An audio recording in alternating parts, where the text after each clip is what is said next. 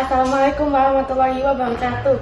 Nama saya Saila Masandara Amelia Putri dari kelas 8 Ibnu Hayyan akan mengerjakan tugas proyek PAK yang bertugas untuk mewawancarai tentang korupsi. Kali ini narasumber saya adalah ayah saya sendiri yang bernama Bapak Asep Rahmadin, sarjana hukum. Pertanyaan pertama, apa yang dimaksud dengan korupsi dan bagaimana dampaknya terhadap negara dan masyarakat? Korupsi itu ada dua terminologi bahasa, dari bahasa Belanda dan dari bahasa Latin. Dari bahasa Belanda itu berarti ada penyalahgunaan wewenang yang bisa menguntungkan untuk pribadi atau kelompok saja.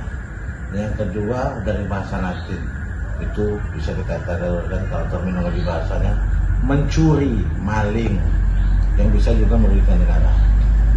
Dampak bagi pembangunan, banyaknya hilang penempatan uang itu dicuri oleh pejabat sehingga pembangunan terhambat baik secara finansial maupun secara penyalahgunaan wewenangnya, pengarahan dari pejabat itu tentang pekerjaan-pekerjaan yang ada di pemerintah daerah, pusat atau di instansi terkait.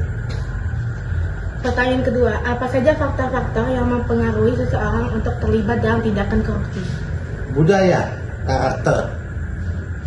Nah, makanya perlu pendidikan anti korupsi di sekolah, karena supaya budaya korupsi, budaya maling, budaya penyalahgunaan itu harus dari dini harus diajari, terutama agama dan akhlak. Karena itu dari budaya. Ada contoh yang dilakukan oleh pendahulu-pendahulu kita dan karakter masyarakat kita yang sendiri. Ketiga, apa langkah-langkah yang dapat dilakukan oleh pemerintah dalam memerangi korupsi di negara ini? OTT, penguatan lembaga hukum KPK, dan untuk pencegahan dilakukan penyuluhan hukum. Dari dini dilakukan pendidikan anti korupsi di sekolah-sekolah dasar dan sekolah-sekolah menengah. Itu yang dilakukan, dan memberikan efek jerak hukuman maksimal bagi para koruptor. Pertanyaan keempat, bagaimana pentingnya transparansi dan akuntabilitas dalam sistem pemerintahan dan bisnis untuk mencegah tindakan korupsi? Itu penting, transparansi dan akuntabilitas harus. Jadi semua penggunaan anggaran, semua pengelola anggaran harus ada pelaporan, dan itu dilaporkan secara masyarakat dan dilakukan transparan baik secara online atau apapun bentuknya, tetapi dia harus betul-betul dilakukan tidak tertutup. Apapun yang dilakukan harus transparan dan akuntabilitas supaya menghindari tindak pidana korupsi. Kalau dia transparan, kita masyarakat pun bisa mengawasi apa yang dilakukan oleh pemerintah.